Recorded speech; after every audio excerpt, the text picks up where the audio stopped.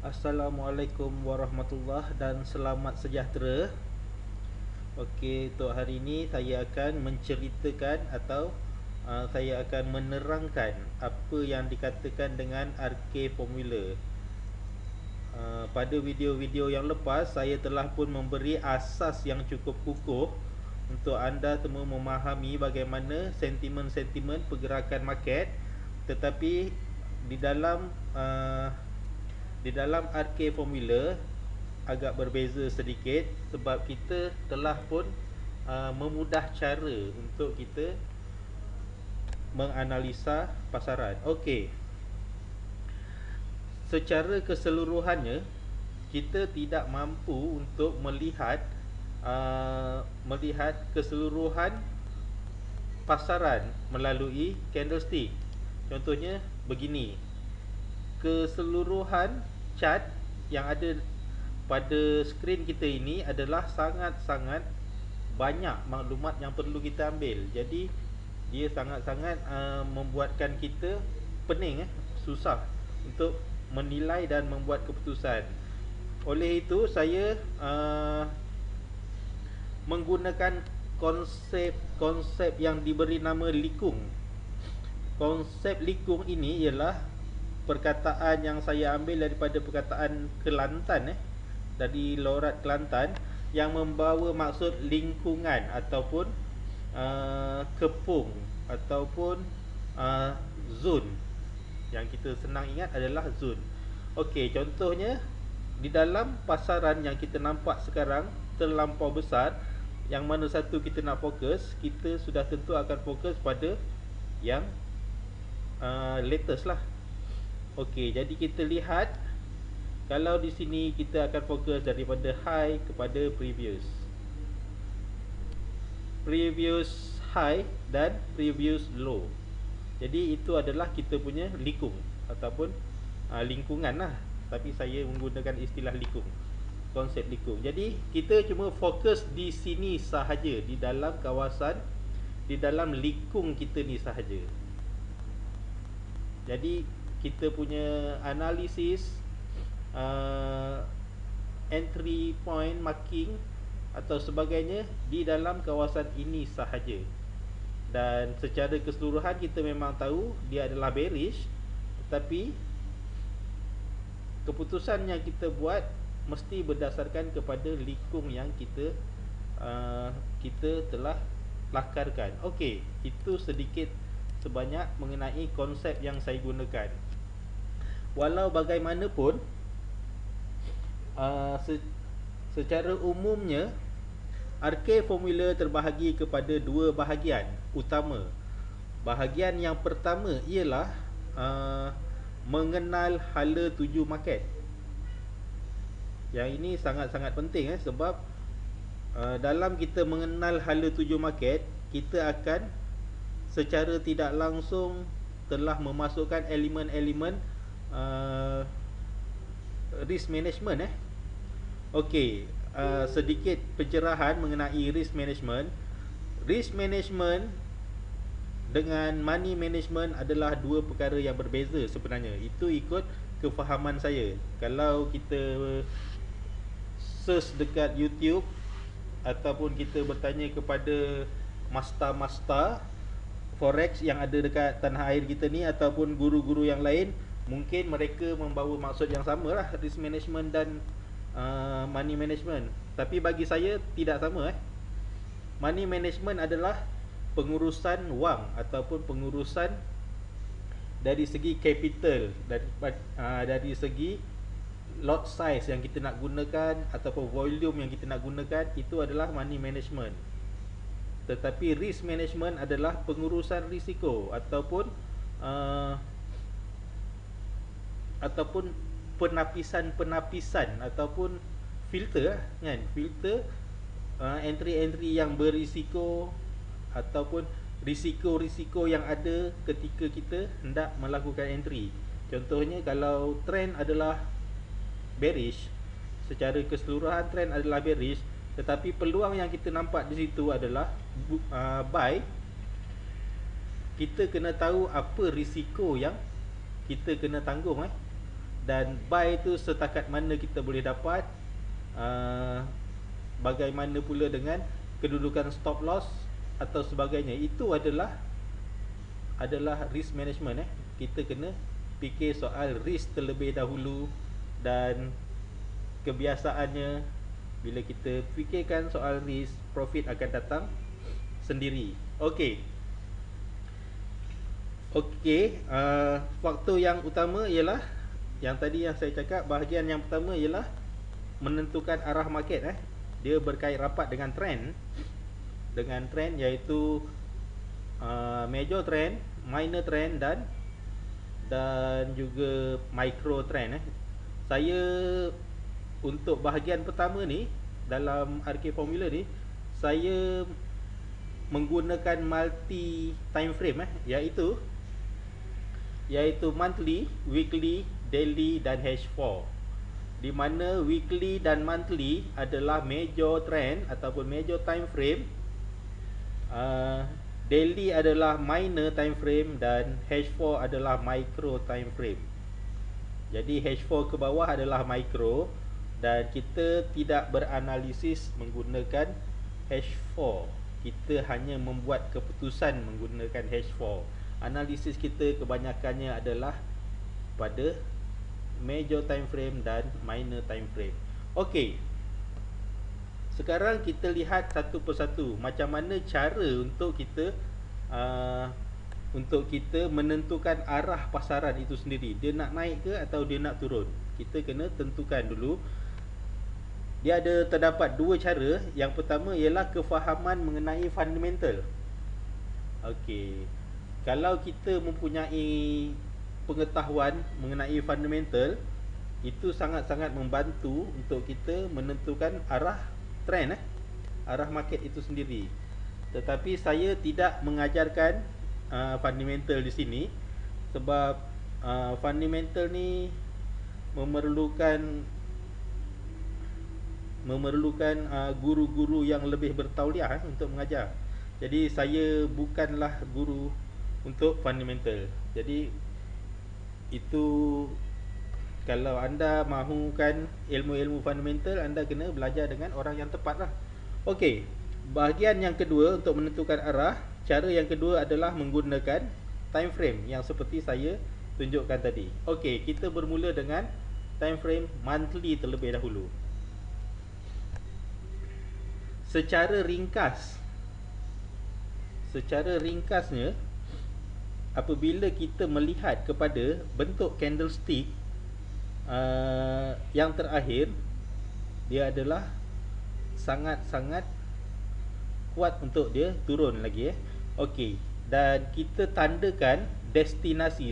Seandainya price itu masih lagi dalam keadaan turun, kita cuba tandakan destinasi yang mungkin valid untuk dia sampai. Okey, di sini ada satu di sini, dan ada lagi satu di sini.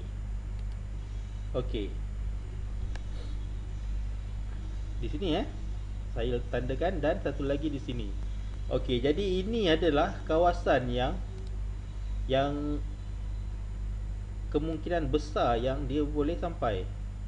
Seandainya price turun kepada line yang pertama, masih ada dalam 100 pip penurunan, dan seandainya dia pergi kepada SNR saya yang kedua, support yang kedua tu adalah 200 pip penurunan, 220. Jadi kita punya potensi berdasarkan kepada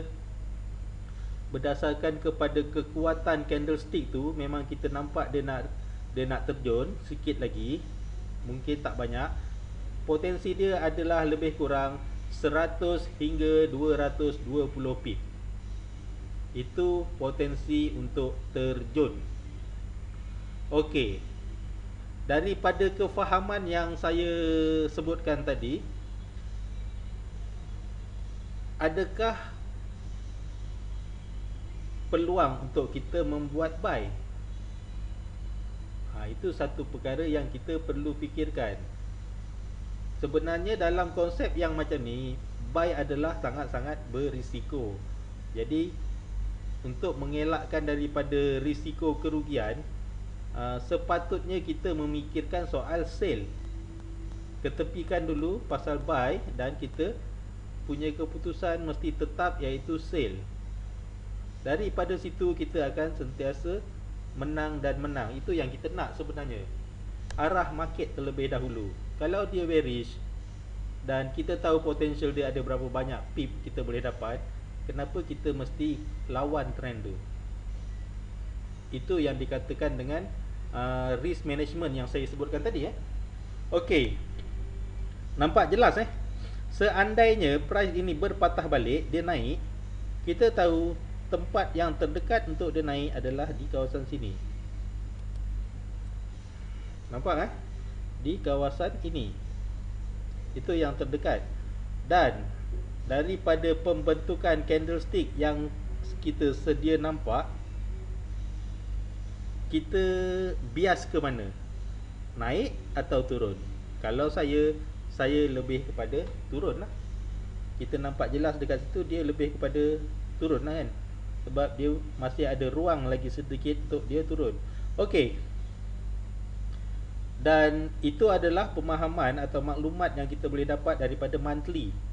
Kemudian kita cari lagi maklumat daripada weekly. Kebiasaannya weekly dengan monthly adalah sama. Kalau kita tengok daripada sini, di kawasan sini telah pun berlaku breakout.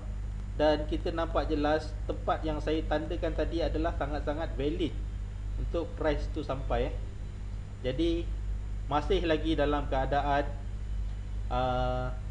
potential yang ada 100 hingga 220 pip. Jadi apakah keputusan kita? Jadi sepatutnya keputusan kita adalah tetap, iaitu mencari peluang sell. Mencari peluang sell Jadi saya biarkan gambar rajah ni supaya kita boleh nampak apa yang dikatakan dengan RK formula itu sendiri. Okey, yang seterusnya kita melihat kepada minor time frame untuk melihat time frame, untuk melihat trend dalam bentuk yang minor lah. Okey. Di sini kita nampak dengan jelas dua support ini telah pun breakout. Jadi bila dia berlaku breakout, kita tahu destinasi kita ni memang boleh sampai. Jadi jangan ragu-ragulah untuk ini. Dia memang boleh sampai sekitar 100 hingga 220 pip. Kalau kita dapat 100 pip pun itu sudah memadai. Tapi kalau kita dapat 100.5 pun itu sudah memadai. Kalau kita dapat 200, itu sudah kira bonus lah untuk kita. Okey. Jadi kita dah tahu apa itu yang dikatakan dengan hala tuju market. Hala tuju market kita dapat berdasarkan kepada time frame yang lebih besar. Dan dekat D1 saya nampak di sini terdapatnya support dan telah pun berlaku breakout.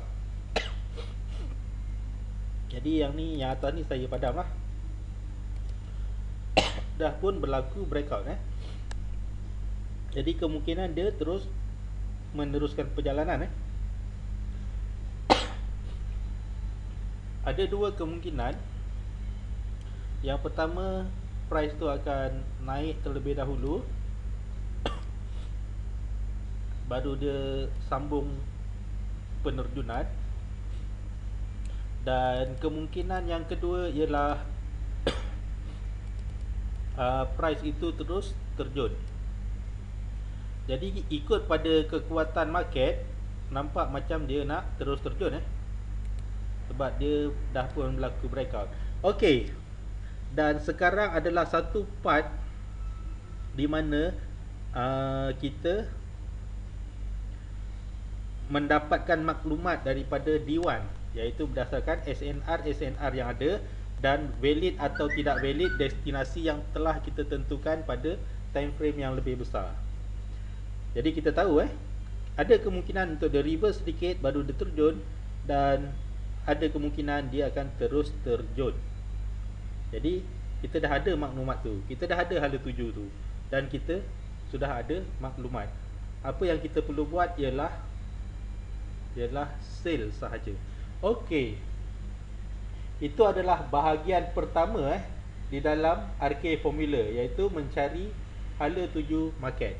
Kita pergi kepada bahagian yang kedua di dalam RK Formula, iaitu bagaimana untuk mencari entry point ataupun mengatur strategi menggunakan konsep RK Formula itu sendiri. Kita pergi kepada H4.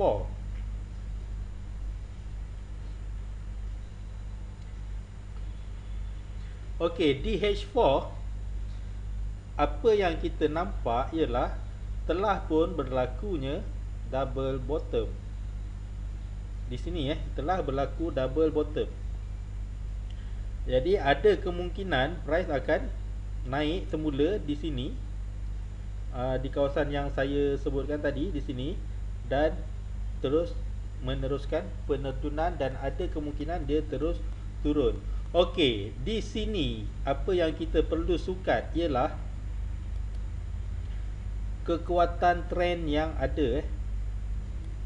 Kekuatan trend adalah 89 pip, bermaksud dia sangat-sangat kuat. Dan saya melihat adanya micro, bukan micro, minor SNR trend. Kalau micro trend lah dekat H4 tapi untuk SNR kita boleh katakan dia sebagai minor SNR.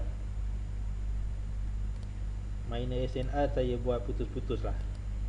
Okey, ni minor SNR. Yang tadi adalah SNR daripada D1 dan daripada D1 ni dekat sini kita nampak, dan bila kita cantikkan dia, kita cari confluence dengan H4, kita akan dapat di sinilah lebih cantik kan. Di sini dan di sini pun kena juga. Cantiklah dekat situ. Okey. Jadi dekat H4 saya nampak di sini ada minor SNR. Nampak dengan jelas.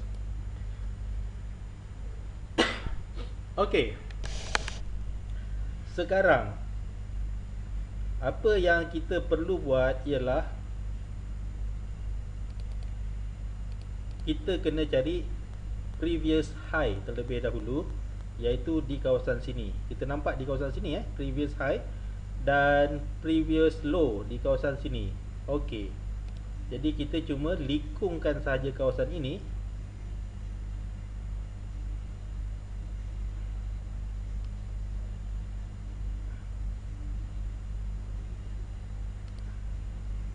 Okey, daripada high kepada low. Nampak? Jelas High di sini dan low di sini. Nampak jelas Dan dia telah pun berlaku retracement, kemudian dia pull back, dia pergi kepada trend yang betul, tetapi masih lagi belum breakout di kawasan kita punya likung. Okey, likung belum breakout, jadi kita tak boleh kata dia nak terus turun. Ada kemungkinan untuk dia retrace. Dia retrace di kawasan ini ataupun di atas sini, mungkin begitu. Tetapi hari itu saya ada tunjukkan dekat dalam grup mengenai Fibo yang saya set up. Okey, macam mana nak dapatkan Fibo ni Hari tu saya dah tunjuk dekat dalam kita punya grup.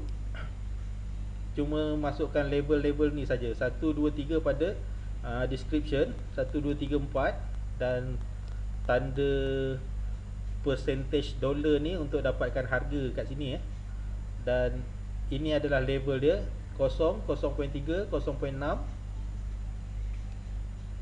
dan 1.0. Okey, itu adalah label-label dia. Okey, macam mana kita nak gunakan? Bila trend menurun, pastikan 4 di bawah. 4 di bawah Bila trend menurun, pastikan 4 di bawah. Untuk trend menaik ataupun bullish, 4 mestilah di atas. Okey. Sekiranya kita perhatikan betul-betul kita punya major SNR tadi daripada time frame D1 tadi yang saya cantikkan lagi di sini, telah pun dapat sama dengan level 3. Tu yang kita nampak. Kegunaan likung ni sendiri dan confluent dengan Fibo yang saya buat ni adalah untuk kita menentukan setakat mana retracement dan di mana kawasan yang sesuai untuk kita entry. Kawasan yang sesuai untuk entry adalah di level 2 hingga level 3. Kalau di kawasan sini jangan entry. Di bawah level 3 jangan entry. Gunakan kebijaksanaan kat situ.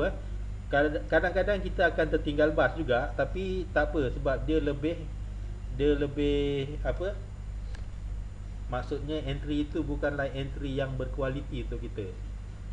Entry yang berkualiti adalah dalam kawasan level 2 hingga level 3. Ini adalah kawasan yang berkualiti. Di manakah tempat untuk kita meletakkan stop loss yang selamat? Stop loss mesti kita letakkan di atas likung. Kalau untuk sell, kita akan letak di atas likung. Kalau untuk buy, kita akan letak di bawah likung. Kenapa?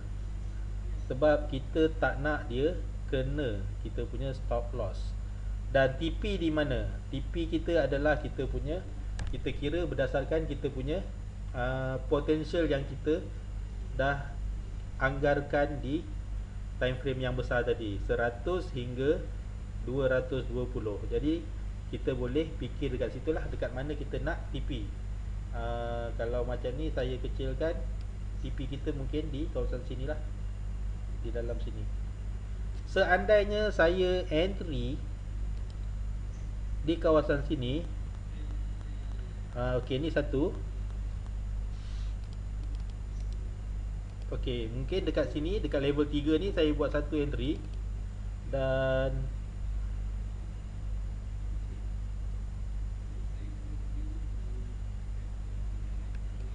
saya buat dua entry.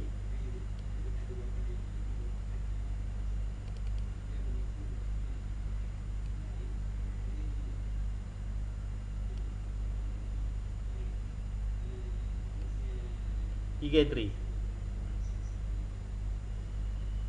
Okey, sekiranya saya membuat tiga layer entry di dalam kawasan likung tadi yang saya tandakan, iaitu daripada level 2 hingga level 3 ada 3 entry. Satu ngam-ngam di kawasan level 3 dan 2 entry lagi adalah di dalam kawasan itu sendiri. Dan seandainya TP saya adalah di sini 98.94. Kita lihat sama-sama.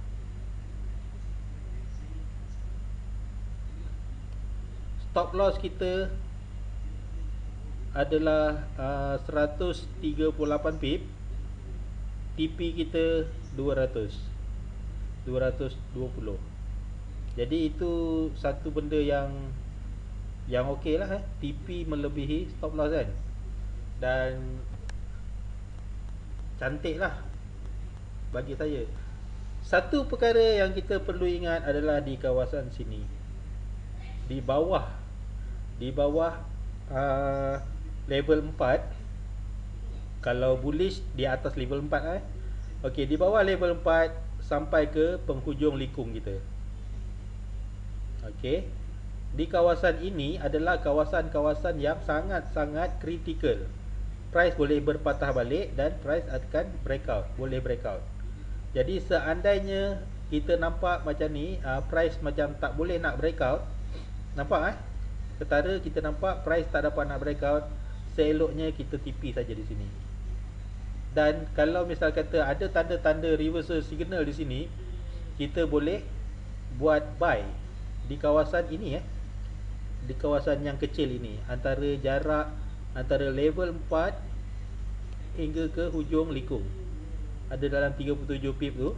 Kita nak buat 3 layer pun boleh, tapi dekat kawasan ini kalau kita nak buat buy, dan stop loss kita cuma tight hanya di bawah likung sahaja.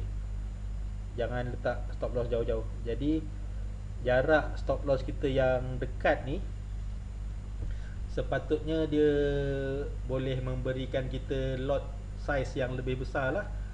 Kalau kita menggunakan risk management 3% dengan stop loss yang lebih kecil, dia jadi besar juga dia punya lot size. Dan kita akan TP di kawasan level 3. Kalau kita buy dekat sini, kita akan TP di level 3 sahaja. Okey, itu kena faham Tapi seandainya ada ciri-ciri untuk breakout, jangan TP di sini, biarkan saja dia TP di kawasan destinasi kita. Itu lebih baguslah. Jadi penggunaan likung di sini adalah untuk macam mana kita memikirkan tentang strategi kita dengan apa yang telah berlaku, dengan market semasa, dengan psikologi yang ada di situ. Kita tak perlu fikir pasal yang belakang-belakang ni, kita cuma fokus pada kita punya likung. Jadi dia agak mudah sebab kita dapat nampak bila price tu masih lagi di dalam likung, macam-macam plan kita boleh fikirkan di situ. Okey, seandainya contoh ini dia dah retrace dan kita sell kat sini, lepas tu dia TP kat sini dia dah turun, dah memberi profit. Okey, seandainya price tidak memberi profit kepada kita di sini dia terus naik. Kan? Dia terus naik macam ni, melepasi level 2 kita ni. Bila price melepasi level 2, adalah sangat mudah untuk price pergi kepada level 1. Sangat-sangat mudah sebab tiada halangan di kawasan ini. Ini bukanlah kawasan yang ada halangan. Sangat mudah untuk dia pergi ke level 1. Dan contohnya dekat sini, dekat dalam kawasan ni tadi kita dah entry sebanyak 3 layer dengan risk 3%. Kita cuma perlu tambah lagi satu entry di sini sebagai manage floating loss. Di sini satu lagi entry, kita campurkan. Misal kata sini 10 sen, 20 sen dan 30 sen. Campur keseluruhan adalah 60 sen, dan kita cuma letak sini satu lagi entry dengan lot sebanyak 60 sen. Dan stop loss di tempat yang sama. Jadi seandainya di sini kita tiga entry adalah 3%, kita punya money management 3%, kita tambah lagi satu layer di sini dengan 60 sen, sebenarnya kita cuma menambah lebih kurang dalam 1% sahaja lagi. Jadi jumlah keseluruhan adalah 4% money management. Kenapa saya cakap macam tu? Kerana walaupun di sini lot size-nya adalah 60 sen, sama dengan ketiga-tiga entry ni, tetapi jarak dia dengan stop loss adalah dekat. Nampak dekat. Berbeza dengan yang ni jauh. Jadi kita lebih kurang, kalau di sini 3%, dengan jumlah total 60 sen juga, sampai ke stop loss ni adalah 3%. Tapi bila di sini kita cuma tambah cuma 1% saja. Jadi jumlah keseluruhan dia adalah 4%. Masih lagi dalam kawalan money management yang baik sebenarnya. Okey. Dan seandainya kena stop loss, reda je, hilanglah kita 4%. Tetapi selalunya price daripada sini akan U-turn semula dan masuk ke dalam kawasan level 2 hingga level 3 ni. Di sini kita akan TP dan close semua position. Kita akan close semua position, bergantung kepada keadaan market itu sendiri. Kalau price tu masuk dalam keadaan ganas, kita boleh hold lah, kan? Mungkin dia akan terjun sampai ke bawah. Tapi kalau dia perlahan-lahan turun dia dalam keadaan yang agak perlahan, dengan candlestick yang kecil-kecil, kita boleh close semua position di kawasan ini. Dan kita sebenarnya mendapat untung, bukan rugi. Dan entry yang ada di dalam kawasan ini saya anggap sebagai break even, sebab price tu sampai balik ke kawasan ini. tetapi entry sale yang di sini memberi kita untung. Itu adalah manage floating loss sekiranya berlaku floating. Okey. Sekiranya price terus breakout, kita tahu kita akan TP di kawasan ini.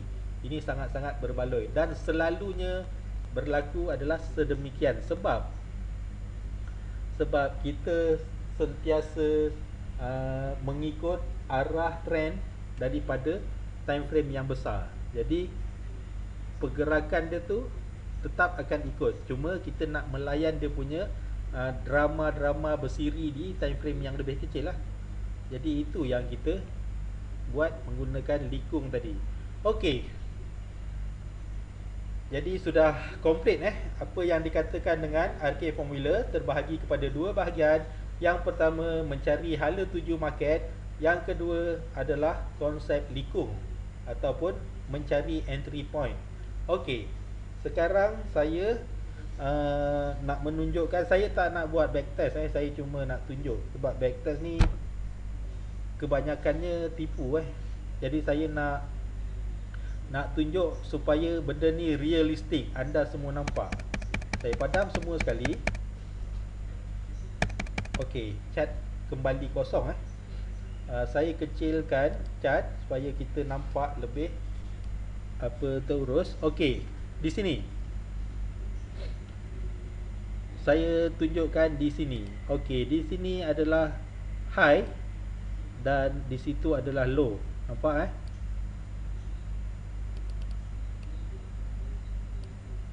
Nampak di sini low dan di sini high. Seandainya price macam ni lah. Okey, seandainya price beginilah. Okey, nampak? Anda akan kita akan membuat kita punya di sini. Saya besarkan lagi, kecil tangan.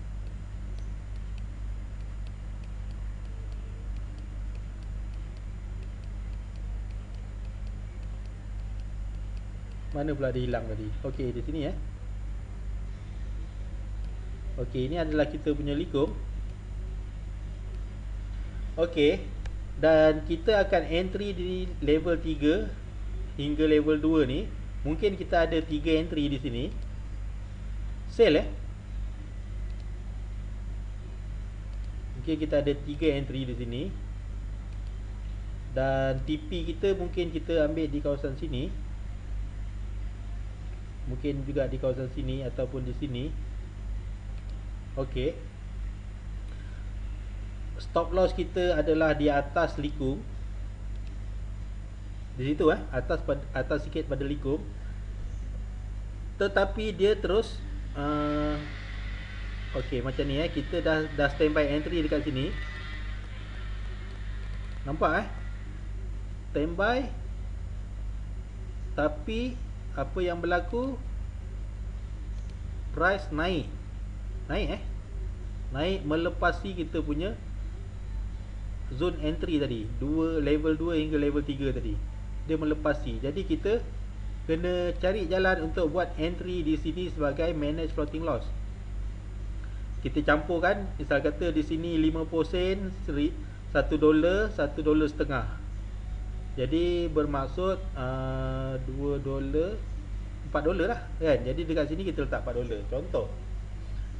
Contoh dan kita kena tukar dan kita kena tukarkan kita punya TP tadi di dalam kawasan ini. Jadi dalam kawasan ni bila dah macam ni, kita tahu price akan position kita, empat entry yang kita ada semua dah pun tertutup. Entry kita di kawasan ini adalah break even dan entry daripada manage floating loss kita ni adalah profit. Nampak Itu yang saya maksudkan dengan manage floating loss tadi.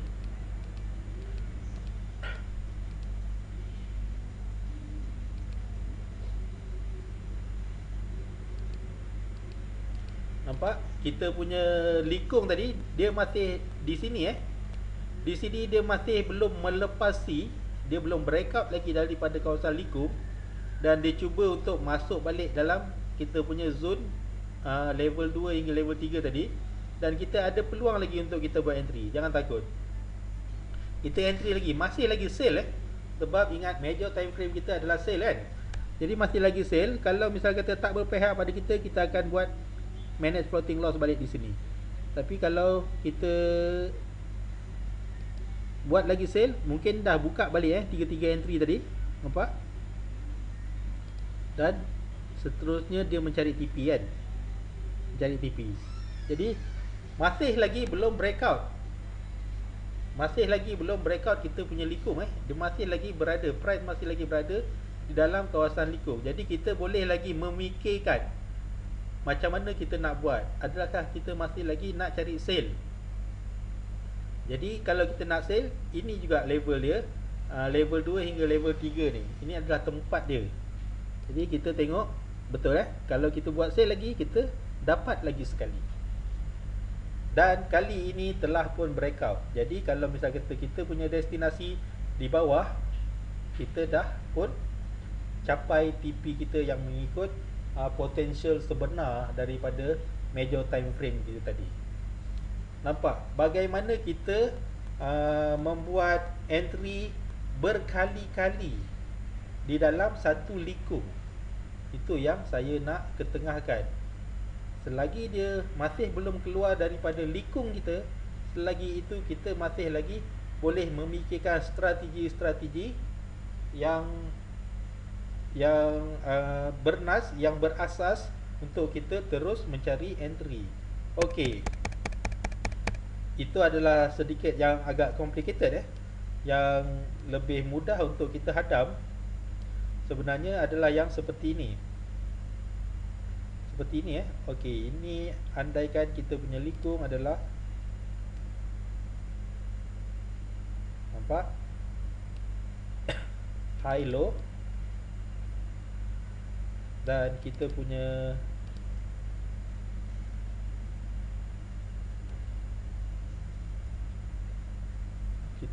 Fibo.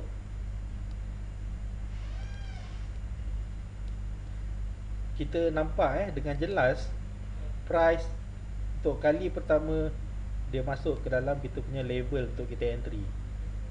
Tetapi dia tidak memberi TP TP kita mesti di bawah sini kan. Tak TP, dan dia masuk lagi sekali.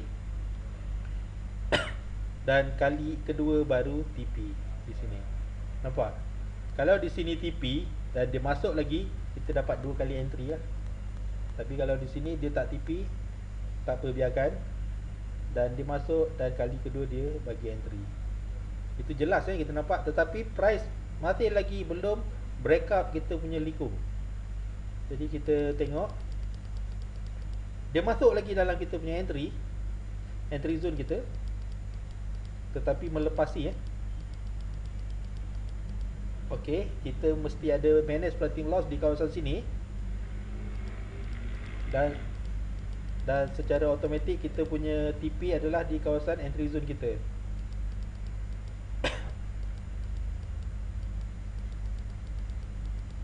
Okey, stop loss. Kalau macam tu dia dah keluar, saya rasa dia dah kena pun stop loss di situ.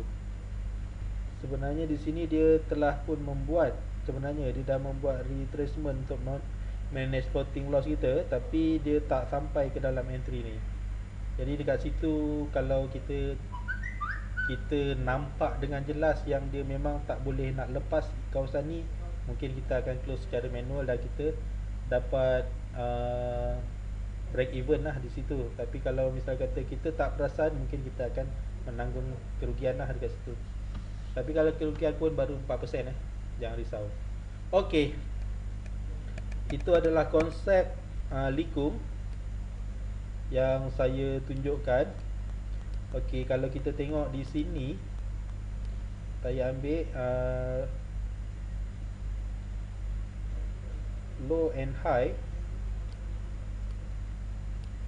dan saya lakaikan fiber.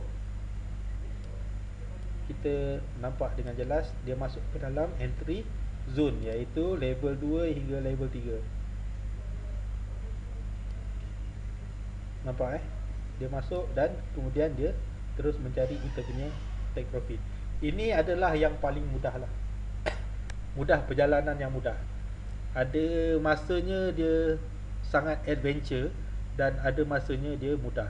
Itu adalah psikologi di dalam trading. Kita kena faham. Yang adventure yang saya tunjukkan yang untuk kali pertama tadi, ada manage floating loss, ada re-entry lagi, lepas tu ada entry melawan trend tetapi dengan stop loss yang dekat. Jadi itu semua adalah strategi-strategi yang kita boleh gunakan, dan apa yang penting kita kena bertindak secara berasas mengikut kepada kefahaman. Konsep ataupun RK formula ni, formula hanyalah formula semata-mata. Tetapi untuk memastikan kita berjaya di dalam trading kita adalah kebijaksanaan kita sendiri menilai market. Itu yang lebih penting sebenarnya. Okey, saya sudahkan saya punya video di sini dan kita akan bincangkan benda ni di dalam grup kita nanti. Assalamualaikum dan salam sejahtera.